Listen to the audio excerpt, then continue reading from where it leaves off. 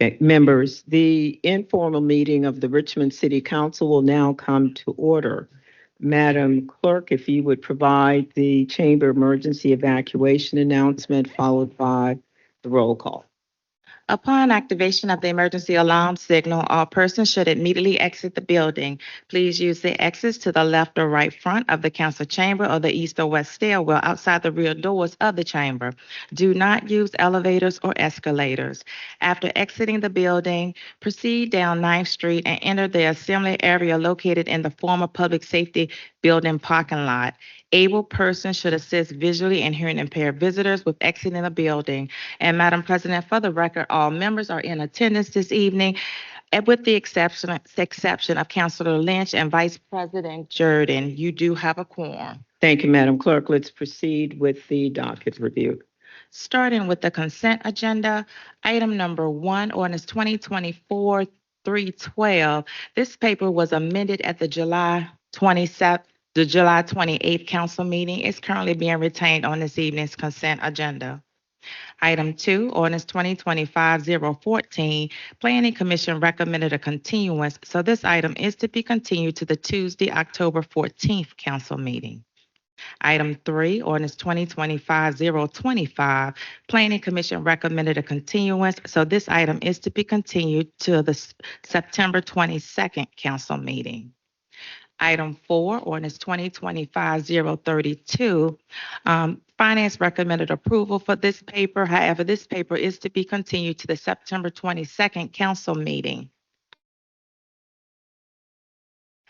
Item 5, ordinance 2025-046. This paper will be amended later this evening and then continue to the September 22nd council meeting. Item 6, ordinance 2025-079, Planning Commission recommended approval with an amendment. However, this paper will only be continued to the September 22nd meeting per a request. So no amendment this evening for item number 025-079. Item 77, ordinance 2025-080. This paper was continued from the July 28th council meeting. It will be retained on this evening's consent agenda. Items 8 and 9, ordinance 2025-081, and 2025-113. Planning Commission recommended a continuance, so both papers will be continued to the September 22nd council meeting. Item 10, ordinance 2025-136. This paper was amended at the July 28th council meeting. It's being retained on this evening's consent agenda. Item 11, ordinance 2025-148. This paper is to be continued to the September 22nd council meeting. Item 12, ordinance 2025-150, Planning Commission recommended approval with an amendment. However, this paper will only be continued this evening per the patron's request.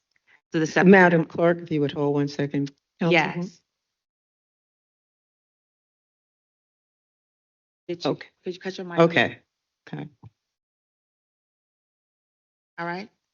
So we're on item number 12, and that paper will be continued to the September 22nd council meeting. Item 13, ordinance 2025-155. This paper was amended at the July 28th council meeting. It will be retained on this evening's consent agenda. Items 14 through 20, ordinance 2025-166, 167, 168, 169, 170, and 172. Planning Commission recommended approval of all 7 papers.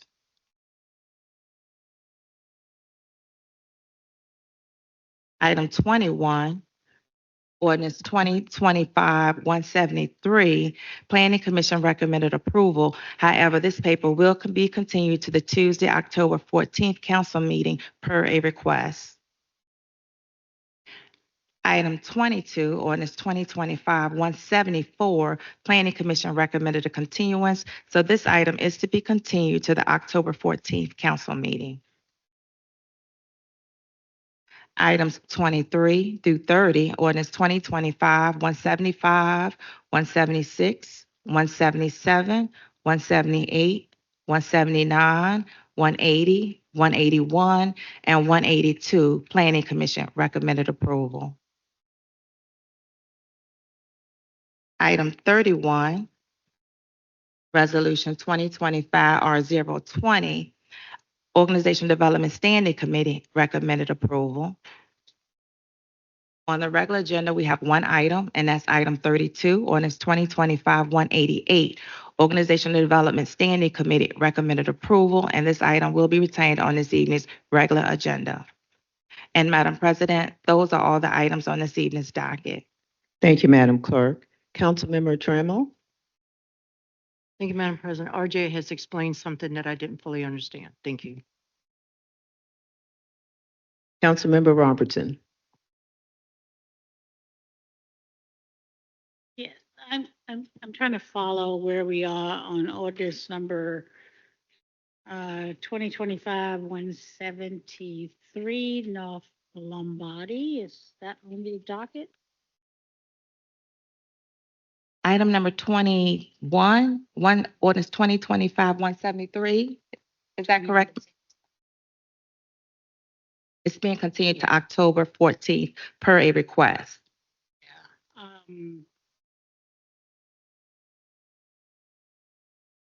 I just spoke with the councilperson for this district that is asking for it to be continued. And it did come through the planning commission with a recommendation for approval. However, this request has been in the works now for close to a year. And, you know, a lot of times by the time we get to the planning commission and then back to council, the timeline for the funding is always an issue.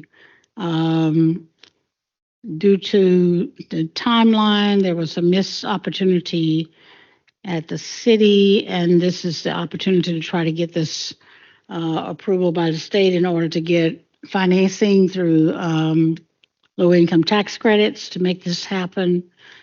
And you know, the constant considered push to try to increase that inventory of affordable housing. And I have not had an opportunity to understand what other challenges we have, and would hate to risk financing, but of course, you know, I'm more interested and concerned with the councilperson's concerns that have not been met.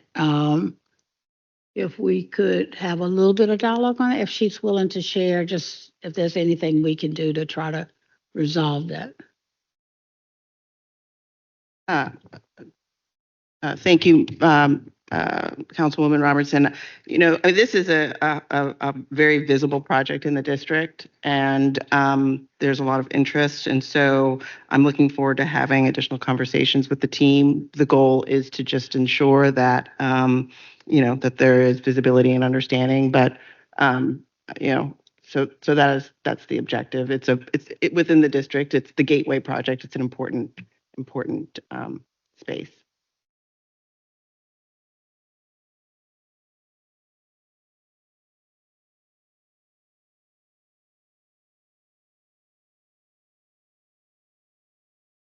Councilmember Robertson, if you could, we couldn't hear you.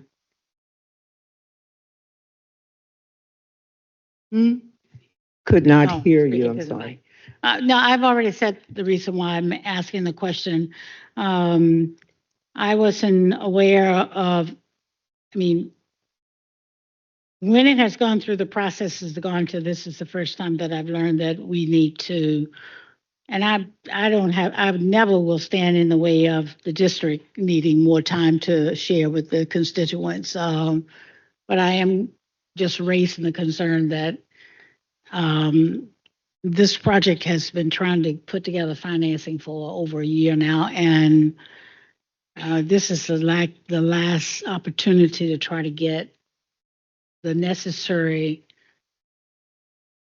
application through the state now, so that the Virginia Low Income Housing Credit application requires that certain things be done, and that's a change with the state as well, with the low income tax credit. And I just just wanted to really understand what is not being met so that we can better decide whether or not we want to risk the loss of the lack of a adequate opportunity to submit an application. But like I said, this is the third district, and it is a very significant development. And so, I've asked the developer to reach out to you. Thank you. So I have a question. What is the timeline for submittal of the applications? I mean, Ms. Gibson wants the opportunity to have more conversation. I mean, the timeline for submittal, does it not allow? I mean, where are we? Do we have some sense of that? So my understanding, and like I said, I've had just a brief conversation this afternoon. This is the first, like I said, the application needs to be submitted, my understanding, to the state, to the Virginia, in order to apply for the low income tax credits by, I think it's October 12th or 14th. They'll hold me to the date of October. And so the application has to be submitted with the approval in order to get the application accepted by that. And they have to submit that information now to the state to get approval so that they can submit it for the low income tax credit. And so it's just a tight window. We risk losing the development for another funding cycle, whatever that may be. But if there's questions that the council person have that have not been answered, my understanding that the developers just made aware of this today, and so like I said, I've asked the developer to give Ms. Gibson a call, and it's it's her district, and I know what that's like. I have to make sure my people know what's going on before I approve something. So I appreciate that. Thank you.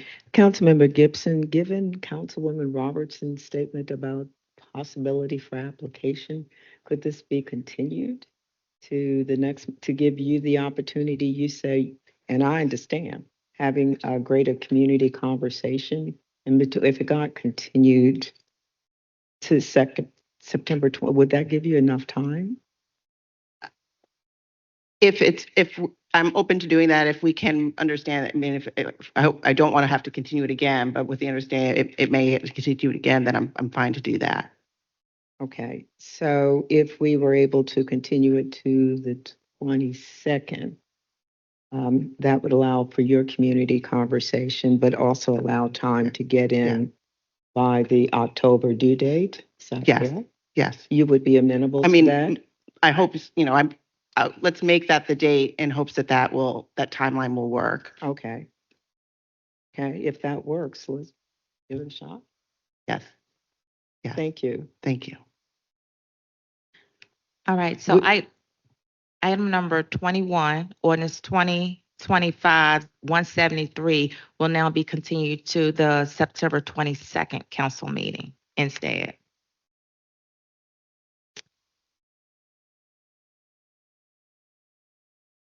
Okay, Madam Clerk?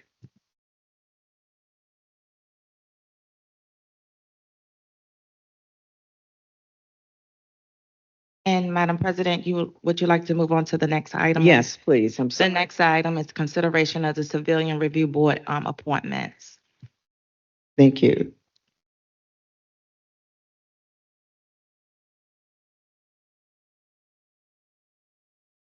Good afternoon, President Newbill, Vice Chair Jordan, City Council. And I believe that Joseph Lowry is also participating in this meeting virtually. So before you are the applications for the CRB. And Mr. Lowry provided you all the names of 4 individuals for consideration. And it is also proposed that those 4 individuals, and Madam President, would you like for me to report on the names that was provided by Mr. Lowry? Okay, so we have Evan Feynman, and it is proposed that he will serve a 3-year term. Yanni Hawkins proposed that she will serve a 3-year term. Angela Fontaine, 2-year term. And Rafaela Sale, 1-year term. And so Mr. Feynman is from the 1st District. Ms. Fontaine is from the 4th District. Yanni Hawkins, 1st District. And Rafaela Sales, 7th District.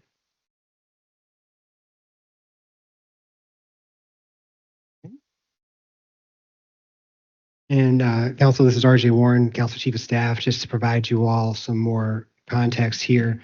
You all today will be making your formal recommendations of these 4 individuals for appointment. And if a motion is made and seconded and approved in this setting, then the administrative procedures to complete the requisite documentation for final approval will be initiated and presented to you all at the formal meeting on September 22nd for final approval and official appointment.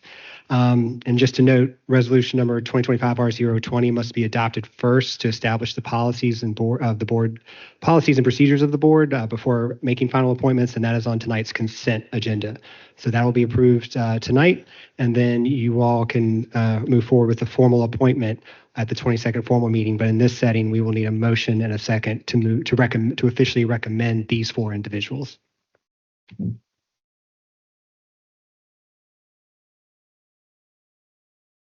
Might I have a motion? Councilwoman Gibson? So for clarity, the motion is to add this is for adding this to the agenda this evening? For the 22nd. So in this setting, it's similar to how you would be at a standing committee and you make your recommendations of people to be included on a board packet. It's the same thing. But because of the quick turnaround of 4 o'clock to 6 o'clock for the public to have a chance to review a completed board packet, we were going to wait 2 weeks for it to be on the formal agenda on September 22nd. Understood. I had one other comment, just to general note. I did notice in reviewing the names that it appeared that all 4 of the recommended persons had served or are serving on other bodies that the council appoints. And I wanted to highlight that only because there's been some recent news coverage about another appointment that the body has made, and one of the points in the article was highlighted their other roles that overlapped with some of the work that they do, and I don't have necessarily any perspective. I don't know the individuals well enough to say yay or nay, but I did want to highlight that that I noticed that, and I wonder if we might consider looking at that. I think myself, as I'm looking to introduce a paper this evening regarding conflicts of interest, I do think that might be something I might consider, and if there are others that have input on that, it might be something worth exploring. But the one thing that did stand out is that all of those persons do serve on other bodies, and even just in terms of giving more people in the city the opportunity to participate in our governance processes.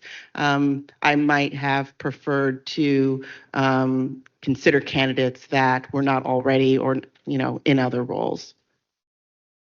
Madam President, if I may, Ms. Gibson, thank you for that. But Evan Feynman is the only one that is currently serving on a board, and he is a member of the Economic Development Authority. So he is the only one. So the others have had prior experience on other boards. That is correct. Yes. Okay, so were you making a motion or just commenting? I'm highlighting the point, and Right. so that the body is aware this is something that Okay. I think is worth more consideration. And I defer to someone else to make the motion given my concern. Yes. Vice President Jordan? Thank you. Yeah, I do appreciate that, and we want these boards and commissions to be an opportunity for residents to have that chance to interact with the city in a different way. I will say though, for this particular review board, I think it will be helpful for folks to have had some grounding in a board or commission already, particularly to have a maybe track record of attending and participating, so that we know with a board of this significance that individuals understand the responsibility that they're taking on, because this is it's going to be a very important board with a lot of work. So to me, I feel like that wouldn't be a disqualifier in this instance. And just in the interest of moving this along so that we can vote on whether or not to send it forward, I'll make a motion to approve and send to full council with recommendation. Thanks. Thank you. Might I have a second? I second. Thank you. Council is now voting on the motion to forward the board applications for the Civilian Review Board as presented. Mr. Bratton, Aye. Ms. Gibson, Yes. Ms. Jones, Aye. Ms. Robertson, Aye. Ms. Trammell, Aye. Ms. Abubakar, Aye. Vice President Jordan, Aye. and President Newbill. Aye. That recommendation has been approved. Thank you. Thank you. Madam Chair. Councilmember Robertson? Yes, thank you. I'd like to go back to the docket, the one item on the regular agenda, to have some discussion about that.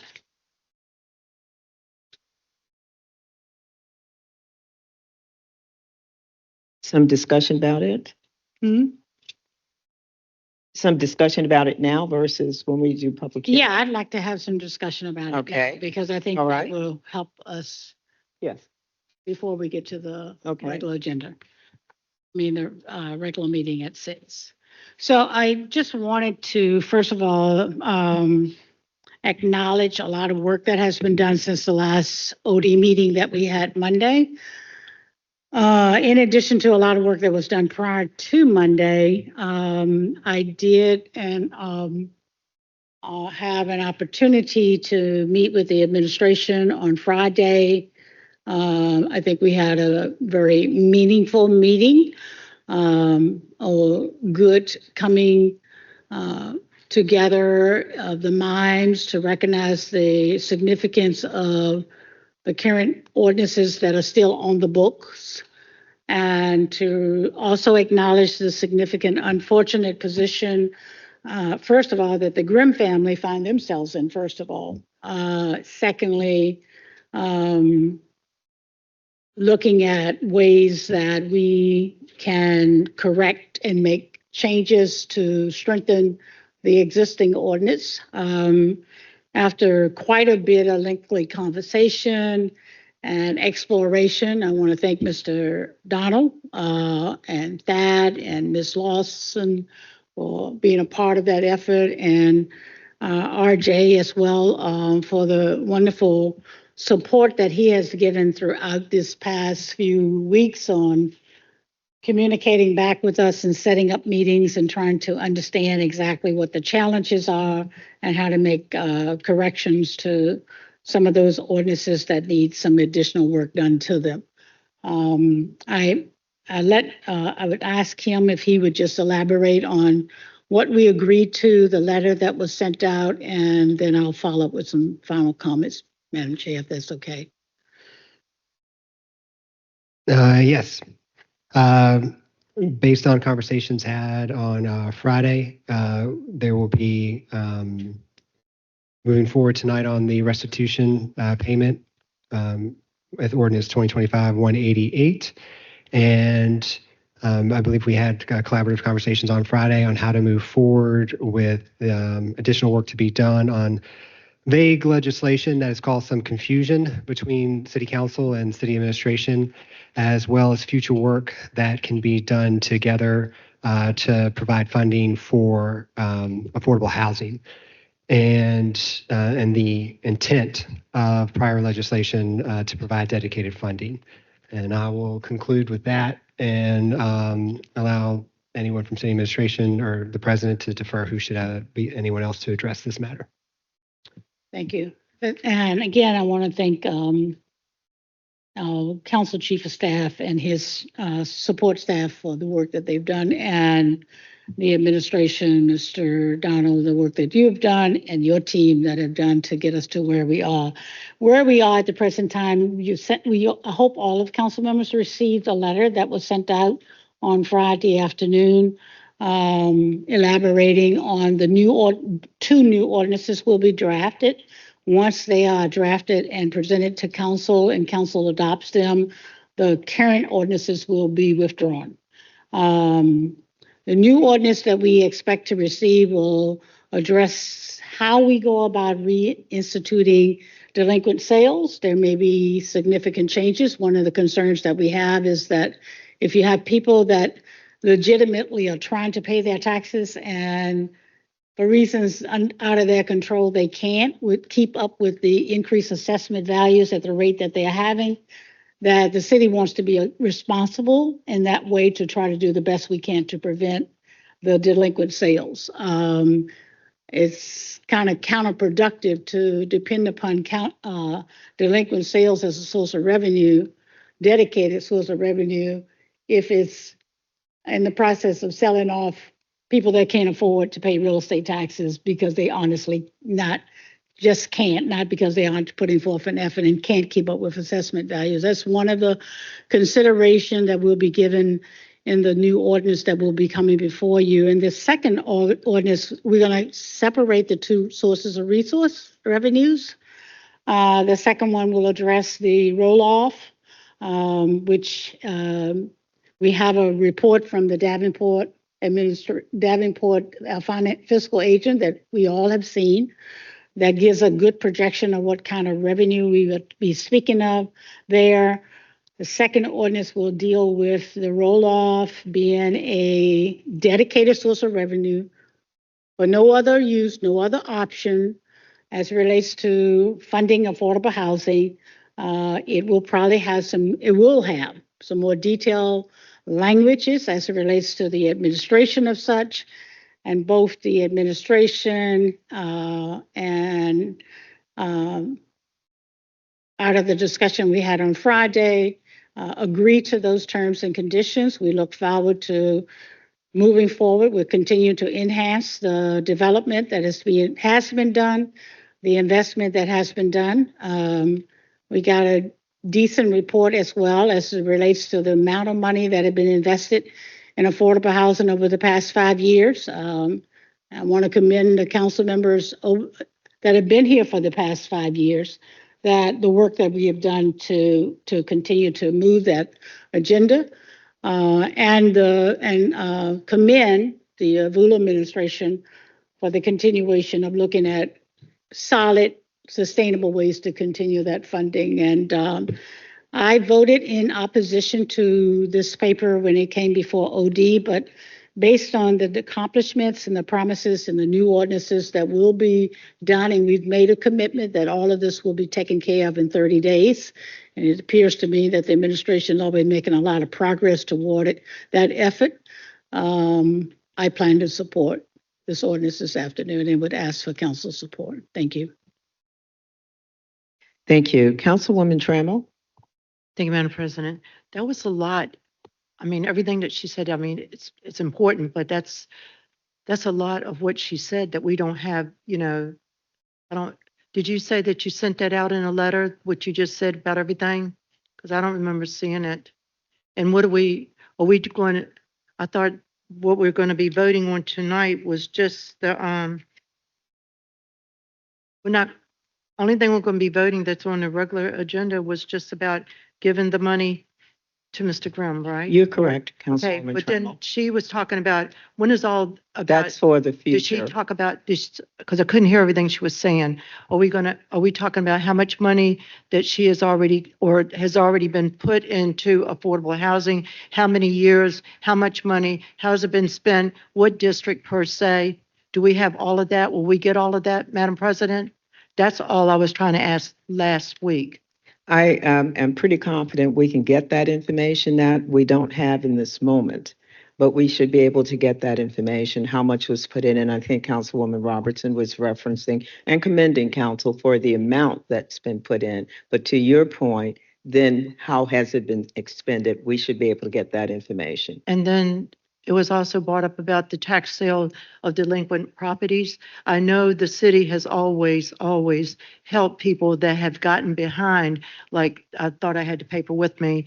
They don't just come in and take their homes. But I noticed that when I was looking at all those names this past weekend, I realized that 2004 on down, all those were wiped clean. None of those people who had not paid, I think after 20 years, you do not, if you have not paid, you're forgiven after 20 years, because that's why the list that I got, it only goes from 2005 all the way to 2025. So I didn't know if she knew that or not, but I would think that we would look more into, like, I know that we do help people get on a payment plan, but then they don't want to pay. And then what do we do when they don't pay? Because, that's what everybody's calling me about, because the assessments have went up so much this year, and we know what's going to happen next year when it's the freeze. And then in 2028, when they're going to be hit double with their assessments. That's a lot. Okay, so Thank you. going to go to the first part first, the information you wanted in terms of the amount that's gone into the Affordable Housing Trust Fund, Well- and then by district, how much has been expended. And then you're asking very specifically the period of time within which there's forgiveness on taxes, and then what we'll do if people have a payment plan but don't abide by that. And we're going to have to rely on legal and finance and several to get all of those questions back. And I also would like to thank RJ for getting back with all of us, I'm quite sure, but I'll speak for me, getting back with me, keeping me informed. Also the CAO who took his time this weekend again to go over some questions with me that I had and to get me on the right page as far as what we're going to be voting on tonight. Thank you. Thank you. Councilmember Gibson? Thank you, Madam President. Actually, I wanted to speak to the agenda item we didn't discuss was the service delivery issues. So once this item is done, if we could, I had one item I wanted to flag in that section on the agenda. Madam Clerk, do we have anything else before I would go on to service delivery? Okay. Madam President, there were no service delivery issues. No, That I was- understand, but Councilmember Gibson has something she'd like to raise. Yeah, that's Okay. fine. Yeah, please. And if there is a process regarding how these matters are discussed, there have been multiple emails on this. So, and I wanted to flag it simply because I want to make sure that the public knows that there is an issue where some of our emails are going to junk. So, the long and short story is some of my emails are going to junk, and I've discovered that some constituent emails are going to junk.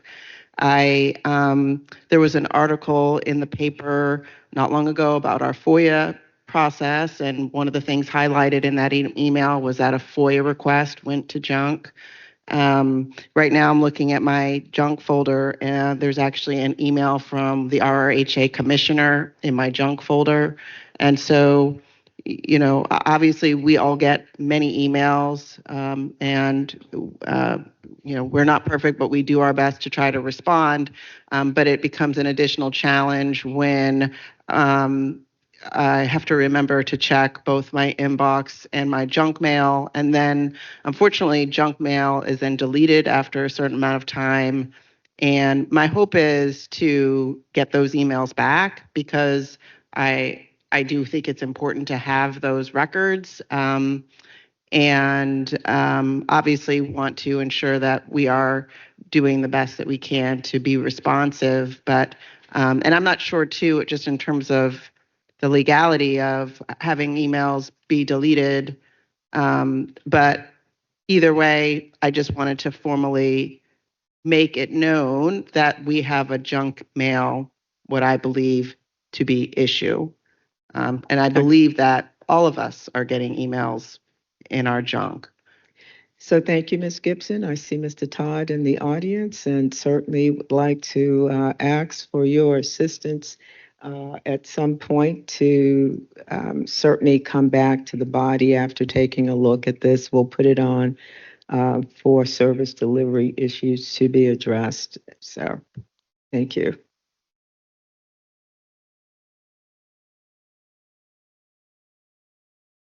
And Madam President, those are all the items on this evening's informal agenda. Thank you. Thank you, members. Thank you for your comments. And this meeting stands adjourned.